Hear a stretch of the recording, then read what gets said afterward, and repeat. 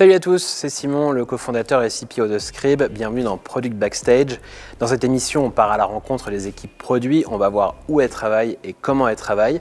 Aujourd'hui, on va rencontrer Anthony et Charles chez Comet Meetings. Suivez-moi.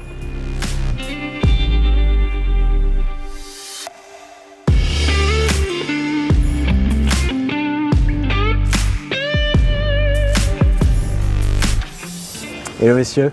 Salut Simon. Salut Simon. Vous allez bien? Ça va et toi? Bah ouais, ça roule. Est-ce qu'on peut commencer par dire qui vous êtes?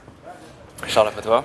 Je vais commencer. Je suis Charles Buzen. Je suis le Head of Product de Comet que j'ai rejoint en septembre dernier, septembre 2022. Ok, cool. Et moi Anthony Messec et je suis le Product Manager depuis déjà 5 ans chez Comet. Ok. Et où est-ce qu'on est alors ici? Parce que les bureaux sont assez ouf, mais où est-ce qu'on est?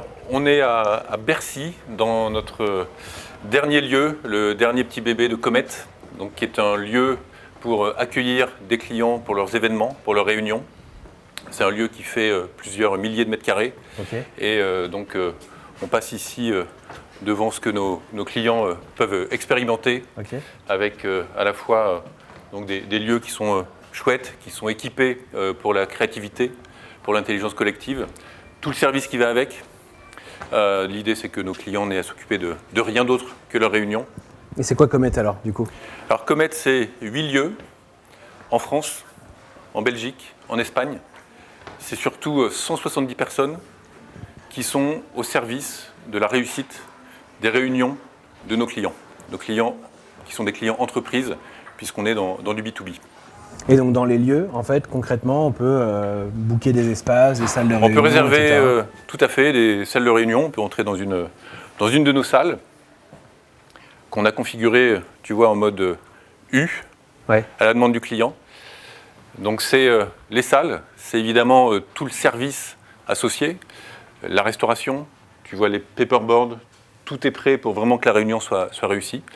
Donc on a des gens aux petits soins pour nos clients, donc on a les salles, on a le service et on a, troisième point, des tarifs qui sont tout inclus et super compétitifs pour un service haut de gamme où on vise vraiment le 4 étoiles, mais avec une modernité et puis une tarification qui soit vraiment super compétitive. On est maintenant au 5e étage, parce que en plus de l'offre que tu nous as présentée en bas de location de salles un peu événementielles, réunions, etc., vous avez désormais une nouvelle offre où on peut également réserver des bureaux, c'est ça, un peu privés pour les entreprises, quoi. Exactement. En fait, c'est une sorte de coworking augmenté. Pourquoi augmenté? Puisque tu peux choisir ce que nous on appelle des worksuites. Ouais. Avec plusieurs postes de travail pour que ce soit tes bureaux au mois. Et augmenté pourquoi? Puisque tu as accès, grâce à tes postes aussi, à tout l'écosystème Comet. Ok. Donc, il y a un système de crédit justement avec les applications que nous on développe en interne qui te permet de réserver des espaces Comet Meetings comme on a vu juste avant lorsque tu as des pics de fréquentation au niveau de tes salariés. Donc par exemple tu prends 20 postes pour 30 salariés dans ton entreprise. Et lorsque tu as besoin de regrouper tous tes salariés, tu peux réserver une salle Comet Meetings un peu plus grande. Ok. La raison d'être de Workplace, de cette offre, c'est le travail hybride. Les bureaux ont vécu avec le Covid la plus grande révolution sans doute depuis un siècle. L'hybride est là pour durer. Et ce dont les entreprises ont besoin maintenant, c'est à la fois des lieux qui attirent les salariés et qui permettent de se réunir. Donc on ne vient pas ici pour le principe de venir, on vient parce qu'on a besoin de se sociabiliser, de voir les gens, et aussi on a besoin de collaborer. Du coup, tout ce qu'on a conçu ici, c'est des espaces pour collaborer, pour se réunir, qui vont être surdimensionnés par rapport à ce qu'on a l'habitude de trouver sur le marché. Ouais. Et il y a évidemment des bureaux où on peut s'installer tranquillement devant son ordi, mais on se dit que l'essentiel dans le monde d'aujourd'hui, quand on vient au bureau, c'est avant tout pour être avec les autres.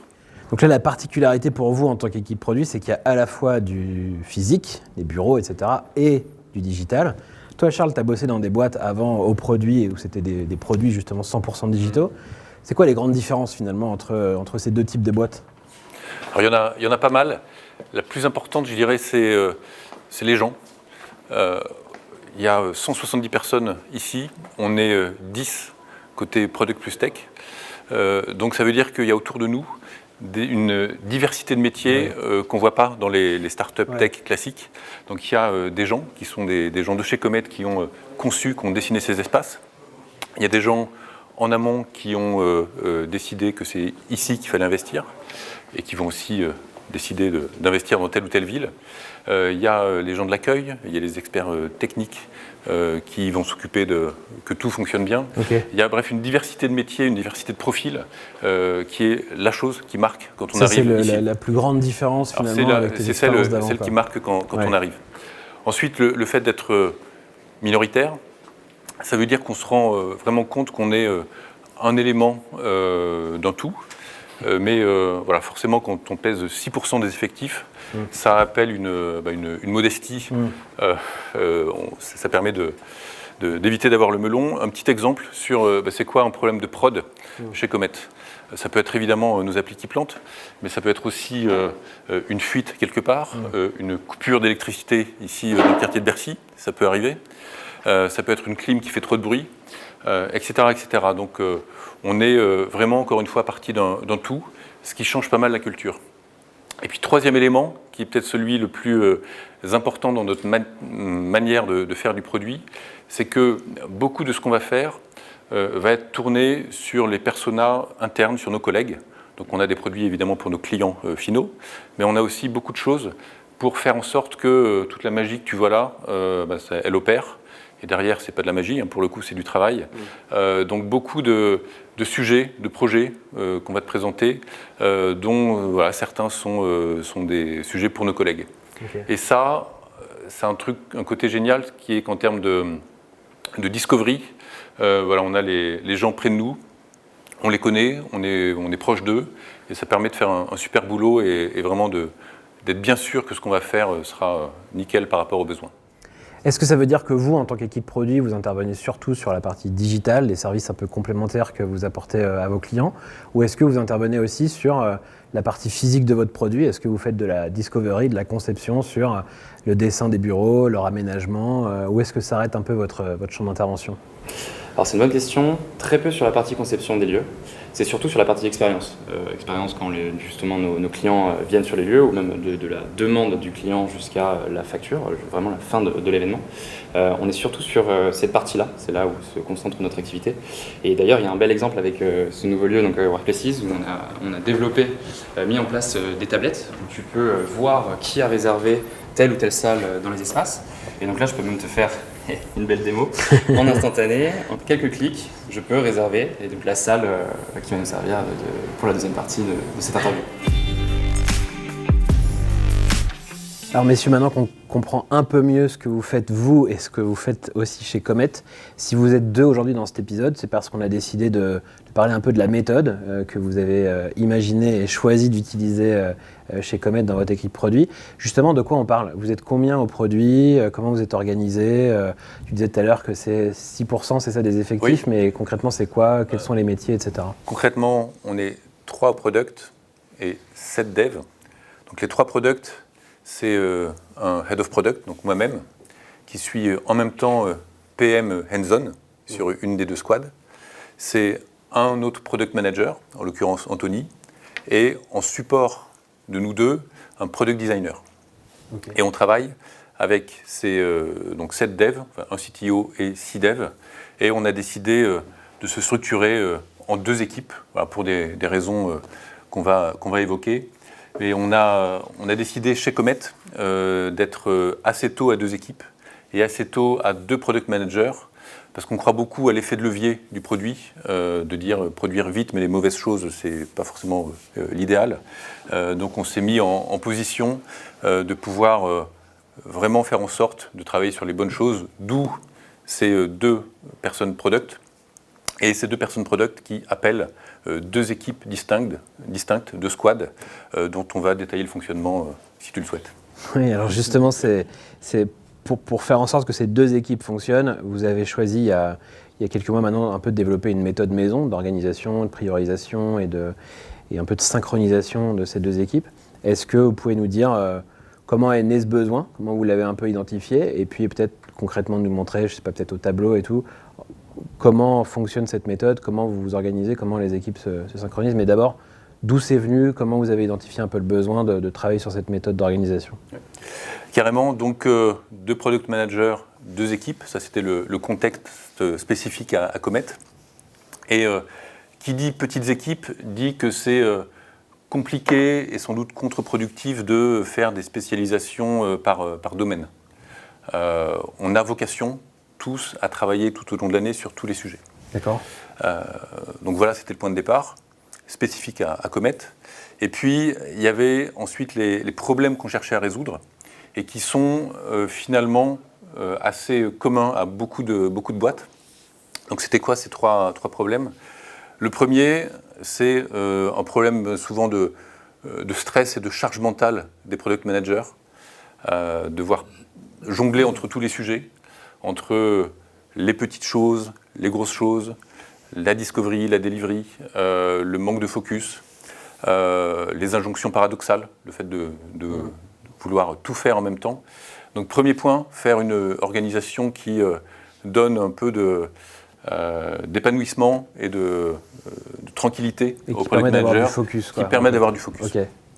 Donc premier point, la partie humaine, le product manager. Deuxième point, c'est du temps pour la discovery. Pas être complètement plongé dans l'exécution, la delivery. Donc la discovery, bon, tout le monde en parle partout. On en parle plus que ce qu'on en fait. Et lié un petit peu à cette charge mentale du product manager, souvent on aimerait en faire mais on n'a pas le temps. Donc dégager du temps, trouver une organisation qui dégage du temps pour ça. Ça c'était un souhait si important que vous avez travaillé du coup sur une méthode pour garantir, sacraliser un peu ce temps de discovery, quoi. Voilà, c'est quelque chose qu'on a pu voir dans nos KPI de delivery, sur ce qu'on arrive à livrer. Et en fait, sans surprise, on voit que les meilleurs sprints, les meilleurs cycles en termes de delivery, c'est ceux qui ont été bien préparés. Donc ça, on en a tenu compte, et dans notre structuration, qui est encore une fois d'avoir des ratios product plus design qui sont assez généreux par rapport à notre nombre de devs, et aussi dans l'organisation. Donc prendre le temps de choisir les bons sujets et de bien les préparer pour pouvoir dépoter efficacement ensuite. Okay. Donc ça, c'était le deuxième point. Et le troisième point, c'est sur la qualité de l'expérience client. On parle beaucoup de prendre en compte les feedbacks, de collecter les feedbacks, tu es bien placé pour le savoir, mais concrètement, comment est-ce qu'on fait pour les prendre en compte dans une roadmap qui peut être surchargée, avec plein de sujets plus stratégiques les uns que les autres. Et nous, on a chez Comet un ADN qui est un ADN de service, de luxe quelque part, donc le sens du détail est super important. On a une initiative chez nous qui s'appelle Good to Great, qui est de vraiment pas être bon, mais être excellent dans tout ce qu'on fait. Et ce dont on s'est rendu compte, et ce dont je me suis rendu compte aussi dans toute ma carrière avant, c'est que c'est compliqué pour le product manager de faire la bonne place à ces petits sujets, à cette prise en compte de feedback, à ces détails d'exécution et à tout ce que les collègues vont venir nous dire. Donc pour donner peut-être un exemple, c'est que c'est les tablettes qu'on a vues à l'entrée, elles étaient positionnées, les vis pour mettre ces tablettes étaient en position portrait, donc vertical. Et nous, ce qu'on avait conçu initialement était du responsive, mais du responsive qui marchait, on va dire, plus ou moins. Okay. Et donc il y avait deux solutions. Il y avait soit on prend notre tournevis et puis on change tout et on installe les tablettes en position horizontale, ouais. Ou non, on fait peut-être plus intelligemment, on va retravailler l'appli pour qu'elle soit vraiment responsive et que pour que ça s'affiche nickel devant les salles. Okay. Donc c'est ces trois trucs, ces trois problèmes qu'on a voulu résoudre. Donc le troisième, si je veux résumer un peu autrement, c'est quelles sont les petites améliorations rapides qu'on peut faire, qui sont peu coûteuses pour vous, mais qui vont permettre quand même d'améliorer, passer du good au great, quoi. Voilà, de good au great, et de ne pas être une machine à dire non face à nos collègues qu'on côtoie tous les jours et qui ont besoin de nous. Ça, c'est les trois enjeux que vous aviez un peu identifiés. Concrètement, comment les deux équipes s'organisent et se synchronisent pour essayer de répondre à ces trois enjeux et que tu viens de nous présenter là? Le mieux, c'est peut-être que j'aille au tableau pour expliquer tout ça avec des beaux dessins. C'est parti. Je vais prendre plusieurs marqueurs. Alors, on est par cycle. Un cycle, chez nous, c'est à peu près 6 semaines. Ça peut être 4, ça peut être 6, ça peut être 8. Donc, inspiré de ShapeUp pour avoir le temps de faire des avancées significatives sur un sujet, sur une initiative. Donc, si je prends le cycle 1, par exemple, c'est décembre-janvier. Cycle 2, de février à mi-mars. Et puis, on va dire cycle 3, jusqu'en mai, cycle 4, etc. Donc ça, c'est le temps.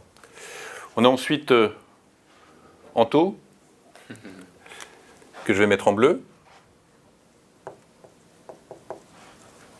Anto. Et moi, je vais mettre en rouge. Donc on est les deux forces de frappe product, en plus, évidemment, de notre designer. Et donc on a des moments, chacun, qu'on va appeler soit Jedi, soit Mad. Donc je vais expliquer ce que ça veut dire.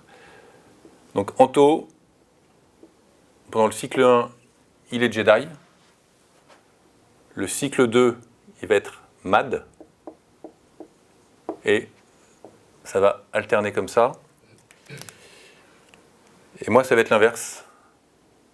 Je vais prendre ma casquette Mad sur le cycle 1, puis Jedi, puis Mad, etc. Donc on voit qu'il y a une alternance. Donc les Jedi vont être incarnés une fois par Anto, une fois par mois, etc. Donc Jedi, ça veut dire quoi? Ça veut dire just do it. Et Mad, ça veut dire quoi? Ça veut dire make a difference. Donc on va illustrer ce que ça veut dire avec les projets qu'on a en ce moment et qu'on qu'on va avoir sur tous ces cycles. Donc sans entrer dans le détail des sujets, on a un sujet, initiative 1, qu'on appelle Salsa chez nous, qui est pour de l'outillage interne pour nos commerciaux, pour faire en sorte qu'ils aient le meilleur outil de travail pour prendre les demandes des clients. Okay. Le projet 2, ou sujet 2, on va l'appeler Booking. Là, c'est un projet pour les clients quand ils veulent avoir des disponibilités ou des prix lorsqu'ils veulent organiser un événement chez nous. Le sujet 3, on va l'appeler Mystery, tout simplement parce qu'on ne sait pas encore ce que ça va être. Et puis le sujet 4, on peut inventer, allez, que ça sera la version 2 de Salsa. Alors juste, tu dis, le sujet 3, tu ne sais pas encore ce que ça va être. Ça veut dire qu'avant ça, tu as eu une phase quand même d'identification de ces différentes initiatives et de leur niveau de priorité déjà? Voilà, on va illustrer tout ça justement par le cycle. Donc si on revient sur Anto, que fait Anto en décembre et en janvier? Alors j'ai oublié quelque chose de super important, on en a parlé, c'est le good to great, donc les quick wins, ce qu'on décide de faire de manière permanente. Donc notre ami Anto, il va faire deux choses en Just Do It. Il va s'occuper des quick wins, qui sont avant tout de la delivery. Donc bleu, c'est Anto. Et il va aussi préparer la discovery. Il va faire la discovery du sujet qui sera en delivery ensuite. Donc Anto va être sur Booking. Donc il va faire ici la discovery. Et à ce moment-là, au cycle suivant, la delivery. Et donc là, discovery, on avait identifié que Booking, il y avait quelque chose à faire, mais faire quoi exactement? Pas se tromper dans les hypothèses. Tout ça, c'est ce que Anto va faire à ce moment-là. Donc est-ce que moi, pendant ce temps-là, je me tourne les pouces? Alors, pas tout à fait. Moi, je vais être Mad et je vais être sur la delivery de Salsa. Donc sujet dont la discovery a eu lieu en amont. Donc, qu'est-ce qu'on voit déjà à ce stade-là, si on regarde le cycle 1, on voit que moi, je peux être focus sur la delivery de la grosse initiative. Et MAD, ça veut dire quoi? C'est make a difference. Ça veut dire on fait du produit un peu by the book, où on va définir les critères de succès. On veut voir bouger les KPI. On veut voir de quoi on part, où est-ce qu'on veut arriver, et faire en sorte qu'à la fin de ce cycle, on soit capable de mesurer qu'il y a eu effectivement une différence. Donc là, on va vraiment travailler assez profondément sur ce qu'il faut faire, comment on mesure le succès, et être voilà, super carré dans ce qu'on fait. Mais ça veut dire qu'à la fin du cycle, ça part pas juste en prod. Il faut que tu aies pu être en prod un peu plus tôt pour que tu aies pu mesurer si tu as fait une différence ou pas et si les KPI ont pu bouger, quoi. Voilà, donc la fin du cycle, ça veut dire qu'on est suffisamment sûr de nous, on a suffisamment confiance dans ce qu'on a livré pour que les évolutions à venir sur Salsa, sur ce projet, puissent être gérées au fil de l'eau, parmi d'autres, en forme de quick win.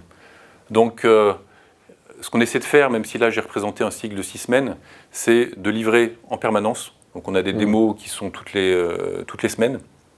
Et puis on essaie de mettre ça dans les mains des utilisateurs, qu'ils soient internes ou externes, au fur et à mesure, pour être sûr que voilà, on peut considérer qu'on est bon et qu'on n'est pas en train de s'arrêter avec quelque chose qui ne livre pas de valeur. Donc en tout cas, on est... Encore une fois, l'équipe, donc quand je dis moi, c'est moi et puis trois développeurs, la moitié de l'équipe, 3, parfois 4, concentrés sur ce sujet, donc on est complètement focus. Ce qu'on voit aussi, c'est que Anto, pendant ce temps-là, il a le temps de faire sa discovery et il va alterner entre la discovery du prochain gros sujet, mais aussi il va être super dispo pour regarder tout ce qui arrive en termes d'urgence, en termes de quick win. Donc on a sur Slack des canaux qui permettent à tout le monde de dire tiens, j'aimerais ça, ou j'ai un feedback de tel client. On n'a pas trop à se regarder avec Anto en disant mais qui prend, c'est toi, c'est moi. Pendant le cycle 1, c'est Anto qui a son cerveau en mode Jedi. Moi j'ai mon cerveau en mode MAD, donc là c'est Anto qui prend. Donc voilà ce qui se passe sur le cycle 1. Et cycle 2, on va switcher nos cerveaux, on va changer de casquette tous les deux. Et donc Salsa, la delivery a eu lieu, bon a priori c'est bon, on arrête. Et comme j'ai dit, Anto va passer sur la delivery de booking, sujet qu'il aura bien dérisqué, bien préparé, avec les devs. Et c'est moi qui vais me mettre en mode Jedi. Donc là, on me voit moi ici en rouge. Et c'est moi qui vais prendre le relais sur regarder toutes les petites demandes entrantes et les traiter voilà, au mieux. Donc quand on dit just do it, Jedi, il y a le côté on ne se pose pas trop de questions, donc c'est l'inverse de MAD. C'est la crêpe au sucre. Voilà, vous avez de la pâte, vous avez du sucre, vous y allez. On ne va pas tout mesurer, la mesure du succès, voilà, on ne peut pas sur des micro-évolutions le faire. On se dit que c'est au fur et à mesure, sur le long terme, si on a été discipliné pour justement garder une vraie bande passante là-dessus, qu'on verra une amélioration sur notre NPS. Et encore une fois, il n'y a pas de magie, on a un NPS de l'expérience Comet qui est canon, qui a plus 70. Tout ça, c'est parce que, et sur le terrain, et auprès et les commerciaux avec les clients, et nous, on a cette attention aux détails et cet investissement pour dire, ok, les détails, ça n'en est pas. Parce que quand on les accumule, c'est ça qui fait que quelque chose est soit canon, soit un peu plus moyen. Et donc voilà, ça veut dire quoi? Ça veut dire que déjà on ne fait pas tous la même chose tout le temps. Donc on traite la question aussi de la santé mentale du product manager, c'est qu'on évite la surcharge, mais on évite aussi l'ennui, puisqu'on va passer de l'un à l'autre. On a l'attention aux petits sujets et à la qualité de l'expérience, qualité de l'exécution. Et puis, on a ce temps qui est préservé pour la discovery. Dernier point, aussi dans les bénéfices de cette organisation, c'est la polyvalence qui est super importante dans une équipe encore petite comme la nôtre. Donc on ne peut pas se permettre à ce stade de créer des spécialistes. un peu hémiplégique, où Anto connaîtrait la moitié des sujets de la boîte et moi l'autre moitié. Comme on a travaillé via les feedbacks, via les gros sujets, un petit peu sur tout, on n'a pas de spécialisation fonctionnelle, on est capable, et ça vaut encore plus pour les devs, d'intervenir sur n'importe quel sujet et donc de ne pas être contraint par des questions de compétences sur les prochains sujets qu'on va prendre. Donc si on imagine par exemple que le fameux cycle 4, c'est la version 2 de Salsa, si on reprend Anto, cycle 4, c'est Anto qui sera aux manettes, donc il va être amené à prendre un sujet qu'il n'a pas initié. Salsa, c'était moi au début, mais c'est pas grave. Voilà, on est par ce système-là en mesure de vraiment se passer le relais en permanence. Donc voilà comment on a décidé de s'organiser chez Comet. C'est hyper clair, merci pour ça. Juste, je reviens sur la question que je posais tout à l'heure, c'est-à-dire que là, tes 4 sujets sont bien identifiés, mais en réalité, comment est-ce que, en amont de ça, vous avez choisi de travailler plutôt sur ces 4 initiatives et peut-être d'en laisser d'autres de côté? Comment se fait ce travail? Est-ce que c'est lors des phases de discovery où en fait tu vas avoir à un moment donné, on ne sait pas sur quoi on va travailler, donc on va partir vraiment à zéro dans la discovery, et donc en fonction de si je suis Jedi ou Mad, c'est moi qui vais avoir la tâche de découvrir les prochains sujets?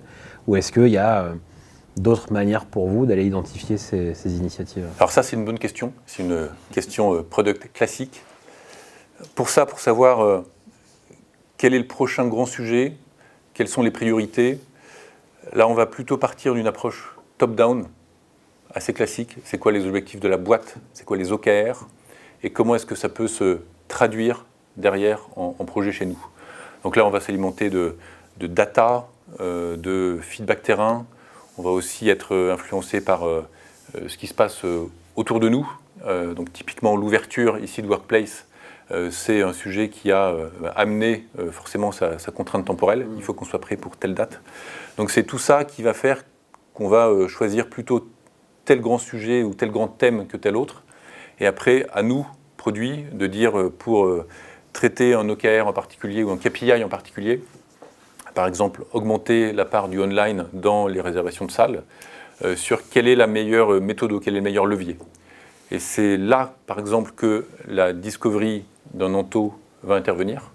C'est une fois que le grand thème est identifié, c'est concrètement comment on s'y prend pour être sûr d'avoir le levier qui sera le plus efficace par rapport à l'objectif qu'on poursuit. Ok, hyper clair. Donc finalement, cette méthode-là, elle vous permet aussi d'aller identifier ces grands sujets qui peuvent descendre d'objectifs d'entreprise, mais de la manière dont vous les réalisez concrètement, c'est via ces différents cycles avec les rôles qui changent que vous allez pouvoir concevoir ça, quoi. Voilà, tout à fait. Ok. Est-ce que, d'après vous, le fait que vous ayez encore une fois une partie de votre produit qui soit physique, qui soit liée au bureau et aux espaces de réunion et d'événements, est-ce que ça a un impact particulier sur cette méthode? Tu évoquais parfois là qu'il y a des contraintes temporelles qu'on a peut-être moins quand on fait 100% du digital. Est-ce que cette méthode, elle est impactée particulièrement par ce double côté physique et digital? Alors, réponse courte, non. Et avec quelque chose de très concret, c'est que c'est une méthode que j'ai conçue, expérimentée dans ma précédente boîte, qui était une boîte pure tech. Et c'était prometteur, ça marchait bien aussi. Donc ce qui est important là-dessus, c'est pas, à mon avis, tellement le type de produit sur lequel on est, c'est plutôt le moment où on est dans l'entreprise. Et c'était le même contexte. On est suffisamment grand pour se structurer en 2 équipes, mais pas encore assez grand pour avoir des vraies spécialisations fonctionnelles ou être capable de faire des impact teams, chacun responsable d'un OKR. Donc c'est ce moment-là qui est important. Et il n'y a pas forcément non plus de méthode miracle. Encore une fois, ça correspond à un moment de l'entreprise. Et là, cette magnifique alternance, elle est super quand on a 2 équipes. Si on passe à 3, là, il faut un petit peu faire évoluer le modèle. Et c'est forcément quelque chose qu'on sera amené à faire.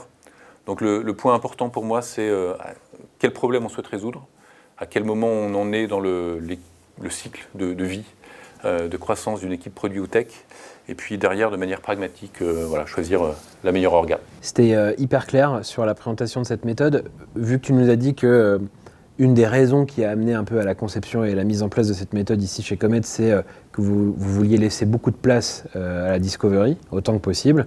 Et vu que c'est rare, même si c'est de moins en moins rare, mais c'est encore rare de voir des boîtes qui militent autant pour que la discovery ait une vraie place dans leur organisation, est-ce qu'on peut voir peut-être, Anthony, concrètement, comment ça se matérialise et qu'est-ce que vous faites dans cette période-là, vu que vous avez un cycle complet de 6 semaines pour pouvoir faire de la discovery? Quelles sont un peu les étapes par lesquelles vous passez, les supports, peut-être les livrables que vous produisez à ce moment-là? Est-ce que tu peux nous montrer un peu plus en détail cette partie-là chez vous? Ouais, totalement. Je fais un premier point d'abord plutôt high level sur comment moi je vais travailler avec ma casquette, comme disait Charles, ma casquette Jedi. Donc il l'a dit, il y a une partie vraiment de discovery où je vais être focus, où je vais travailler avec 2 devs. Là, en tout cas, c'était avec 2 développeurs. Et toute cette partie discovery que je vais expliquer un petit peu plus en détail, je vais la faire et je vais rester focus sur les 6 semaines. La méthode que j'utilise, elle se rapproche du double diamant, donc sur les 6 semaines. Et puis, justement, le point de vue high level, comme expliqué donc, Charles, c'est qu'il y a aussi quand même une ligne, un temps dédié à la delivery de petits sujets quick win. Donc, ce qui est bien aussi là-dedans, c'est que je ne vais pas rester non plus focus à 100% sur la discovery, je vais avoir peut-être 10 à 20% de mon temps qui va être dédié à des sujets plutôt plus petits. Et ces sujets-là, toujours dans ce point de vue, vraiment vu du haut, c'est tous ces quick wins-là. Ce qui est bien, c'est que aussi les développeurs, qui sont d'ailleurs très demandeurs d'avoir un peu plus de responsabilité sur, ça va être l'écriture des tickets, la discussion avec les utilisateurs, que ce soit en interne ou en externe, en fait, ils vont aussi pouvoir les gérer. Donc il y a au moins la moitié, si on doit faire une moyenne, au moins la moitié des tickets delivery en quick win qui vont être gérés par mes développeurs. Donc toi, tu n'interviens pas en fait dessus? Exactement, Okay. J'interviens pas dessus, ils vont directement aller voir les utilisateurs. Donc là, dans la dernière, le dernier cycle, c'était surtout des utilisateurs internes, puisque le dernier cycle de MAD, c'était un outil en interne. Mais ils vont vraiment prendre cette charge, donc la moitié de la charge, hein, même peut-être des fois même un peu plus. Et moi, ça va me permettre vraiment d'être à 80% de mon temps sur la Discovery. Okay. Donc maintenant, sur la Discovery, bon, classique, je ne vais pas non plus rentrer dans le détail, je vais montrer un peu les livrables et ce que ça donne sur ces 6 semaines. Mais je le disais, on se rapproche d'une méthode double diamant. Donc avec le classique entretien utilisateur, analyse aussi de la data, donc quali, quanti. Ça ressemble à un classique, je peux le montrer, un classique Notion, où on part d'une question. Au départ du cycle, c'était sur l'outil Booking. Où souhaitons-nous aller? C'était une grosse question très large. On avait plein d'intuitions, mais il fallait les vérifier via classique entretien utilisateur. Et donc, je pars toujours donc sur le document. Moi, ce que j'aime bien faire, c'est diviser un peu mes questionnements quantitatifs et qualitatifs. Donc, qualitatif, ça va être entretien, quantitatif, ça va être analyse de la donnée existante. Et je vais tout noter dans un Notion. Donc, on voit la différence là, entre les 2 parties, quali et quanti. Et on peut voir par exemple que j'ai fait une première vague d'entretien fin novembre, où on va retrouver la synthèse et puis mes entretiens ici, avec les différents clients, et puis la synthèse ici. Et en fait, sur les 6 semaines, chaque semaine, je vais avoir un moment, un point d'étape. Et là, ce point d'étape, on le fait avec donc, les développeurs qui sont avec moi en Jedi, mais aussi Charles, d'où la question de polyvalence, et puis évidemment les stakeholders, donc notre boss. Et l'idée, c'est étape par étape, semaine après semaine, c'est faire un point sur ce que j'ai appris de nouveau, entretien utilisateur, et savoir où est-ce qu'on veut aller en termes de discovery sur la semaine suivante. Donc je parlais de la méthode double diamant. Ce qui s'est passé donc, très concrètement sur les 6 semaines, c'est les 3 premières semaines, entretien, synthèse, quels sont les besoins, les problèmes qu'on veut résoudre. On arrive à une belle synthèse, tableau d'objectifs et problèmes à résoudre, et des potentielles solutions. Donc là, on rentre dans le deuxième diamant, c'est le Space Solution, étudier toutes les solutions possibles aux besoins qu'on a identifiés avant. Donc là, la partie créative, ça va être benchmark. Donc là, pendant les 3 dernières semaines du cycle, c'était benchmark de ce qui existe ailleurs. Début de wireframe. Donc là, je peux te montrer tout de suite mon outil préféré, Miro, pour brainstormer. Donc là, on voit d'un point de vue très macro un premier wireframe. Donc évidemment, au départ, c'était un tableau blanc, ça ne ressemblait pas à ça. Mais à la fin, on est à peu près à la 4e semaine du cycle, on arrive déjà à un wireframe qui ressemble à ça. Donc vous êtes allé vite vers quand même une piste de solution. Oui. Si à la 4e semaine, tu es déjà à des wireframes, ça veut dire que tu as très vite identifié sur ce sujet, en tout cas, la piste à prendre pour... Oui. Je fais un lien avec ton premier épisode de Scribe. J'aime bien la méthode eFounders qu'Alexandre Briclot t'a expliqué, puisqu'on utilise un peu la même chose aussi. C'est qu'on va quand même essayer, en un cycle de 6 semaines, d'aller très vite d'une idée, ou plutôt d'une discovery, en prod. Donc là, l'idée concrète sur Booking, où souhaitons-nous aller, en fait, on est arrivé au bout de 3 semaines en se disant que, en fonction des besoins et des problèmes qu'on avait remontés, je peux donner quelques exemples concrets, hein. C'était le manque de flexibilité dans la recherche de nos clients sur l'outil. Par exemple, un client ne peut pas, en fait, aujourd'hui, avec l'outil actuel, très facilement regarder quel site est disponible, quel site Comet est disponible, à quel prix, et pouvoir, un peu comme sur Airbnb, très connu, pouvoir regarder plusieurs biens et savoir lequel va correspondre à son besoin. Okay. Et en identifiant ce macro-problème sur les 4-5 qu'on a identifiés, c'est à ce moment-là où on s'est dit la solution potentielle, ce serait une refonte du début du parcours, un truc beaucoup plus flexible, avec une map, les différents lieux sur le côté, les prix, et puis une barre de recherche où tu remplis ton besoin en tant que client. Exemple, quand on arrive plus dans la partie solution du cycle de Discovery, c'est la partie wireframing. Donc là, je zoome et je vous montre justement l'exemple du wireframe, donc basse fidélité, hein, évidemment, c'est pas du tout la version finale, de ce à quoi ça pourrait ressembler, pour ensuite le donner à notre designer pour passer en plus haute fidélité. Et l'idée aussi, c'est que ce qu'on fait chez Comet, c'est que même le wireframe, on va le tester évidemment. Donc on va contacter des utilisateurs et on va le montrer. Et puis on va voir aussi la réaction des gens avant de passer en maquette plus haute fidélité. Autre point, je fais aussi une parenthèse là-dessus, sur toutes les décisions qu'on prend sur les solutions. Je parlais beaucoup des entretiens utilisateurs au niveau quali, quanti de l'analyse de la donnée existante. Mais il y a aussi quelque chose qu'on fait beaucoup grâce à notre solution existante, c'est l'A/B test. Ce qui permet aussi de mettre les développeurs qui sont avec moi sur le sujet de la discovery. Et donc on fait beaucoup d'A/B tests sur notre solution. Typiquement, on a une modale de connexion que actuellement sur la solution existante on demande à la fin du parcours. Et donc on a fait un A/B test pour mettre cette modale de connexion en début de parcours. Et on a analysé en fait le taux de conversion qu'on avait sur la solution pour voir ce que ça changeait, s'il y en avait un taux de conversion plus élevé ou pas.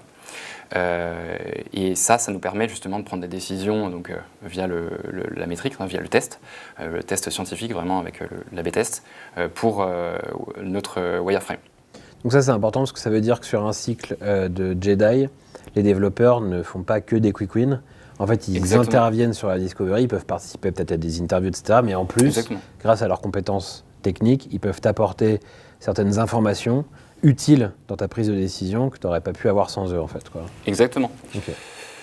En fait, quasiment tous les matins après notre daily, avec toute l'équipe, parce qu'on fait le daily toujours avec Jedi plus MAD, comme ça c'est toujours le critère de polyvalence, hein. On peut tous voir comment nos projets avancent de chacun de notre côté, et en fait on se fait une sorte de deuxième daily avec l'équipe Jedi, où je peux leur montrer moi ce que j'ai fait, ce que j'ai avancé plus en détail sur la partie discovery, et puis aussi leur programmer le travail que je vais faire donc, avec eux, que ce soit des A/B tests, ou des entretiens clients. Donc ils ont même carrément accès à mon agenda, ils peuvent se plugger à n'importe quel entretien.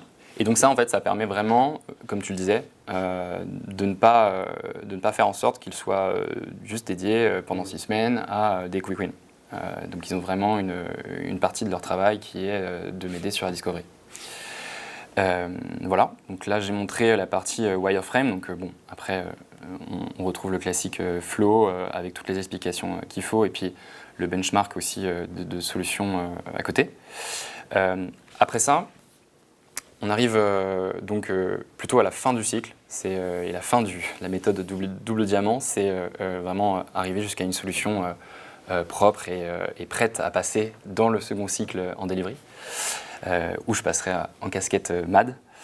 Et on passe dans le classique design final. Donc là, je peux vous montrer ce à quoi ça ressemble au final en zoomant ici. Hop, voilà la prochaine version en avant-première pour Scribe de notre outil de réservation et d'organisation d'événements où, donc, comme je le disais, tu auras donc, la barre de recherche pour voir les disponibilités et les prix de nos sites et puis identifier le site qui correspond aux besoins et à tes besoins. C'est très très beau. Oui. Bravo. C'est super clair et on voit du coup qu'en se laissant du temps, suffisamment de temps, on arrive, même sur 6 semaines, quand même à explorer le sujet un peu dans sa totalité et arriver jusqu'à c'est bon, on est prêt, maintenant on peut y aller, on peut délivrer, quoi. Quels conseils vous auriez à donner à celles et ceux qui nous regardent et qui sont en train de se poser des questions sur la bonne méthode à utiliser pour eux par rapport à leur contexte et qui ne savent pas forcément par où commencer, qui ne savent pas forcément peut-être aussi comment convaincre en interne que ça vaudrait le coup de tester différentes méthodes d'organisation. C'est quoi vous, maintenant que vous avez mis ça en place, avec vos expériences aussi d'avant, etc., quels conseils vous auriez à donner à toutes ces personnes qui nous regardent ? Lancez-vous, Ouais. relax. Peut-être pour sortir une ref, il y a un des 14 principes de leadership d'Amazon qui est privilégier l'action. Donc se dire que beaucoup des décisions qu'on prend sont des décisions réversibles. Donc il faut oser y aller. Donc partir des problèmes existants, donc pas faire quelque chose juste pour être by the book, mais partir du problème à résoudre, penser à son contexte, et puis se dire que ça fait toujours du bien de changer. On sait que quand on prend une nouvelle orgue, on va résoudre certains problèmes qu'on avait. On sait aussi qu'on va en créer d'autres. Il faut accepter juste d'avancer comme ça. Et puis, je le disais aussi, notre organisation Mad Jedi n'est pas forcément éternelle. Peut-être que quand on passera 3 équipes, on reverra autre chose. Ce qu'on peut espérer quand même, c'est que même si l'organisation change, les réflexes, les bonnes habitudes qu'on a pu créer, par exemple de bien faire de la discovery, elles resteront ancrées dans les mentalités, même si elles ne sont plus soutenues par une orgue. On peut espérer qu'on en garde quand même le meilleur, les bonnes choses, et puis on résoudra mieux les autres problèmes qui sont à résoudre. Donc pragmatisme, et puis faut se lancer. Il faut se lancer. Ok. Voilà, tout simplement. Merci beaucoup, messieurs, pour votre accueil, pour l'ensemble de ces détails. C'était hyper clair, hyper opérationnel, actionnable, je pense, pour ceux qui nous regardaient. Merci pour l'accueil dans vos sublimes locaux. Donc, si vous cherchez des salles de réunion, des nouveaux bureaux, faut appeler Comet, faut aller sur le site, utiliser toutes les nouvelles fonctionnalités. Peut-être ma dernière question avant de vous quitter, c'est est-ce que vous auriez des gens dans l'univers produit à me recommander pour que je puisse aller les voir et avoir ce même type de conversation? Qui est-ce que je devrais aller voir pour un prochain épisode de Product Backstage? C'est le moment où on dénonce ses petits copains. J'adore, je prends.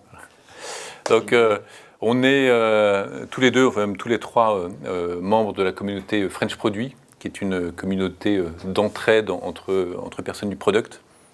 Donc il y a beaucoup de personnes qui sont actives. Il y a une personne en particulier que j'ai en tête, qui est quelqu'un de chez Se Loger, qui s'appelle Laurent Prost, qui intervient beaucoup, à la fois quantitativement, mais aussi en termes de qualité. Je trouve que c'est une des réflexions, une des pensées les plus profondes, les plus structurées qu'on puisse trouver. Donc c'est quelqu'un qui a beaucoup de choses à dire. Deuxième point, il se trouve que c'est un normalien, c'est un diplômé de l'ENS Cachan. Okay. Et je trouve que ça raconte une belle histoire qui est des normaliens, des tronches comme ça dans le produit, puisque ça montre que les challenges intellectuels qu'on a à résoudre sont super passionnants. Et voilà, je pense que c'est un super signe aussi, un super message sur la richesse du métier de produit. Et puis, dernier point, sa boîte Se Loger est en train d'aménager dans un immeuble qui est géré en partie par Comet, dont on s'occupe de la réception, on s'occupe des salles de réunion. Donc peut-être que ça te donnera l'occasion une nouvelle fois de faire une interview dans un lieu top. Super. Écoute, j'espère qu'il acceptera parce que c'est très bien vendu en tout cas. Donc j'irai lui poser la question. Une autre reco, quelqu'un que je pourrais aller interroger, dont tu aurais envie d'entendre la voix produit un peu. J'en ai une, il va me détester, mais j'adore. Xavier Falaise, on est là pour ça. Xavier Falaise, je pense que c'est une bonne personne à interviewer. Il travaille dans le groupe qui a la marque qui gère Leroy Merlin. Et de ce qu'il a pu m'expliquer en tout cas, j'ai l'impression qu'il y a vraiment une dynamique produit chez Leroy Merlin qui est quand même c'était pas une start-up, oui, bien sûr, une dynamique produit qui s'est dessinée et qui s'est construite et qui est vraiment intéressante, qui fait qu'ils arrivent vraiment à se renouveler dans leur expérience. Donc je pense qu'il y a vraiment des choses à aller creuser de ce côté-là. Donc Xavier, bon courage. Merci encore une fois messieurs pour votre accueil et pour toutes vos explications et puis à très bientôt j'espère. Merci à toi. Merci Simon.